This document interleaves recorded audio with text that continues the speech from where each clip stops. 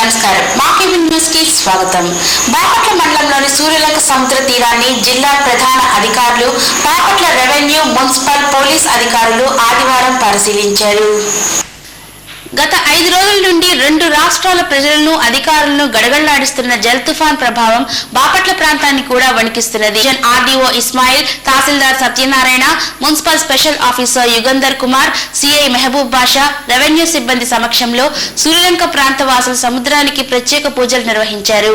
అల్లకల్లోలంగా ఉన్న సముద్రాన్ని చూసేందుకు పట్టణవాసులు తీరానికి చేరుకున్నారు.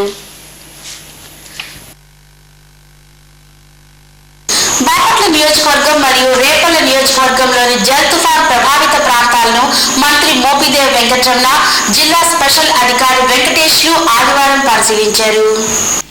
సముద్రాలలో వేటకు వెళ్లవద్దని మత్స్యకారులకు సూచనలు ఇచ్చారు. అలాగే నిజాంపట్నం, రేపల్ల ప్రాంతాల్లో ప్రత్యేకంగా పర్యటించి ముంపు బాధితులకు సహాయ కార్యక్రమాలు నిర్వహించారు. అలాగే రైల్వే శాఖ అధికారులు రైల్వే సమాచారం తెలుసుకుంటకు ప్రత్యేక ఆన్లైన్ ఏర్పాటు చేసి ప్రజలకు సహాయ సహకారాలు అందించారు. బాపట్ల మండలంలో సోమవారం బంద్ నిర్వహిస్తున్నట్లు బార్ అసోసియేషన్ అధ్యక్షుడు నరేష్ తెలియజేశారు. కోస్తా ఆంధ్రాలో హైకోర్టు బెంచ్ ఏర్పాటు చేసే వరకు నిరసనలు కొనసాగిస్తామని తెలిపారు.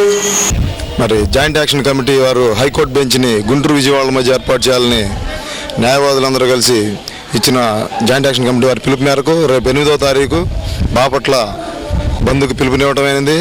దీనిలో అఖిలపక్షం వారి మద్దతుతో పాటు అన్ని రకాల ప్రజా సంఘాలు అందరూ దాని మద్దతు చేసి స్వచ్ఛందంగా ప్రభుత్వ కార్యాలయాలు, ప్రైవేట్ కార్యాలయాలు మూసివేసి మాకు సహకరించి బాపట్ల బంద్ను జయప్రదం చేయాల్సిందిగా ఈ సభాముఖంగా తెలియజేస్తున్నాను.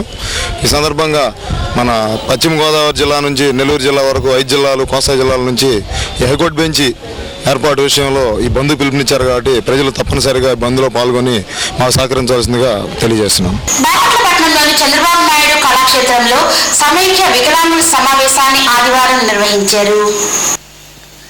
ఈ సందర్భంగా రాష్ట్ర వికలాంగుల ఐక్య పోరాట కమిటీ సభ్యురాలు ముఖ్య అతిథిగా పాల్గొని వికలాంగుల సమస్యలపై పోరాటాలు చేస్తామని తెలియజేశారు.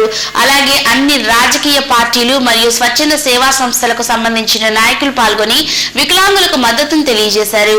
ఈ సందర్భంగా సెయింట్ యాన్స్ విద్యా సంస్థలు వికలాంగులకు పులిహోర పొట్లాలను పంపిణీ చేసినట్లు ప్రెసిడెంట్ శ్రీనివాస్ రెడ్డి తెలియజేశారు. ఈ వికలాంగుల్ని 60 సంవత్సరాల నుంచి తోసిపుచ్చిన ఈ ప్రభుత్వం ఏది కూడాను 60 సంవత్సరాల నుంచి మరి వికలాంగులు ఎంతో రోడ్డు మీద పడి ఉన్నారు. వాళ్ళకి జీవనోపాధే కాదు, కనీసం బయటికి రావడానికి కూడా వికలాంగులు చాలా దుర్భర స్థితిలో ఉన్నప్పుడు 60 రాజకీయ పార్టీలో కానీ, రిజర్వేషన్ కానీ ప్రతి దాంతో వికలాంగుల శారీరక వికలాంగులని తోసిపుచ్చకుండా మానసిక వికలాంగులు ఆలోచించబడాలని ఈ వికలాంగుల హక్కుల పోరాట సమితి మరి సీఎంలు ఎక్కడెక్కడ రాజకీయవేత్తలు కూడా ఇంట్లో కూర్చొని ఈ రోజు వికలాంగులు రోడ్డును పడి అడుక్కునే పరిస్థితి వచ్చింది. కాబట్టి మరి ప్రభుత్వాన్ని మేము వికలాంగుల పెంచిన 1500కి పెంచమన్నప్పుడు 500 దాకా పెంచారు. సీఎం గారు నవంబర్లో చెబుతాను అని అన్నారు. వికలాంగుల కాలనీలు కూడా కొన్ని చోట్ల చేసి ఉన్నారు. కొన్ని చోట్ల బాపట్ల, పన్నూరు, గుంటూరు డిస్టిక్లో చాలా తక్కువ ఉన్నాయి. మనం చేసుకోగలుగుతాము, ఏదైనా సాధించగలుగుతాము. 60 సంవత్సరాల నుంచి ఏ స్వాతంత్రం ఏ పార్టీ కూడా చేయలేను ఇదే 500 పెంచను. మరి మేము వెళ్తుంటే కూడా వికలాంగులు ఎన్ని పార్టీలు వాళ్ళు నవ్వారు. నార్మల్స్ ఏంది వీళ్ళకి 500 పెంచేదని, ఇక్కడ ఉండాలి అడుక్కునే వాళ్ళకి ఏమీ లేదు, గతులు లేవు, ఏంది లేదు. కానీ మరి రాజశేఖర రెడ్డి గారు పెంచారు, అట్లానే హామీలు ఇచ్చి ఉన్నారు. మరి పార్టీ తెలుగుదేశం పార్టీ గారు చెప్పినట్టు మా రాష్ట్రం మొత్తం మీద 50 లక్షల్లో ఎక్కడున్నా కానీ ఎవరు మద్దతు ఇస్తే వాళ్ళకే మొత్తం మా ఓటు. మా కుటుంబం మేము హాస్టల్లో ఉండి చదువుకున్నాం, హైదరాబాద్ హాస్టల్లో. మేము ఒకప్పుడు మళ్ళీ కాంగ్రెస్ ఉన్నప్పుడు పీజానాథన్ రెడ్డి హాస్టల్ తీసేయాలన్నారు, చంద్రబాబు గారు వచ్చి హాస్టల్ తీసేయాలన్నారు, మరి రాజశేఖర రెడ్డి గారు వచ్చి తీసేయాలన్నారు. తీయడానికి వల్ల కాదు, బ్లైండ్స్ వాళ్ళందరూ కూడా ప్రాణానికి త్యాగాలు చేసి ఈ రోజు నిలబడగలిగాము. సార్ చెప్పారు అది వరకే జీవోలు వచ్చున్నాయని. బాపట్లపట్నంలోని ప్రధాన ప్రభుత్వ కార్యాలయాలు డ్రైనేజ్ వ్యవస్థ సరిగా లేకపోవడంతో వర్షాలకు కార్యాలయాలు మునగటం ఖాయం. అయితే మున్సిపల్ అధికారులు ఎట్టకేలకు బాపట్ల రెవెన్యూ, రిజిస్టర్, మండల కార్యాలయాల సముదాయంలో సిమెంట్ రోడ్డును పూర్తి చేశారు. అయితే ఇప్పుడు రెండో సమస్య ఏర్పడింది. రోడ్డుకు ఇరువైపులా డ్రైనేజ్ పనులను ప్రారంభించకపోవటం మరియు సైడ్ బరమ్స్ ను పూర్తి చేయకపోవటం పాదాచారులకు, ద్విచక్ర వాహనదారులకు తీవ్ర ఆటంకం ఏర్పడుతోంది.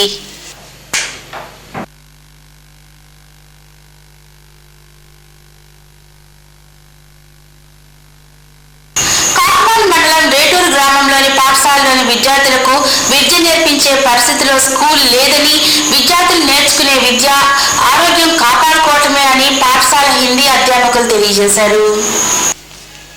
గ్రామాలలో స్కూల్ పక్కన ఉన్న చేపల చెరువు గత 20 రోజులుగా కురుస్తున్న వర్షాలకు నిండిపోయింది. చెరువు నీరు పాఠశాలలోకి చేరటంతో విద్యార్థులు బురదలోనే తిరుగుతూ అంటురోగాలకు స్థానం కల్పిస్తున్నట్లు పాఠశాల ఉపాధ్యాయులు తెలియజేశారు. ఈ విషయమై కాకుమాన్ మండల అధికారులు, జిల్లా విద్యాశాఖ అధికారులు సర్వేల ప్రహరీ నిర్మించి భవనాలను ఆధునీకరిస్తే సమస్య పరిష్కారం అవుతుందని ప్రజలు కోరుతున్నారు. చెరువు ఉన్నది వెనకాల వైపున గ్రౌండ్లో.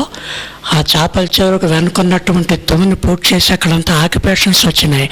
ఈ ఆక్యుపేషన్స్ తొలగించమంటూ ఆ చెరువు నీళ్ళన్నీ ఇప్పుడు నైరుతి ఋతుపవనాల టైంకే చెరువు అంతా నిండిపోయి నీళ్ళన్నీ స్కూల్లోకి వచ్చేసినాయి. ఈ పిల్లలందరికీ కూడా ఎక్కడెక్కడ లేనిపోని జబ్బులు వస్తాయేమో, అంటురోగాలు వస్తాయేమో అని భయపడుతున్నాం మేము.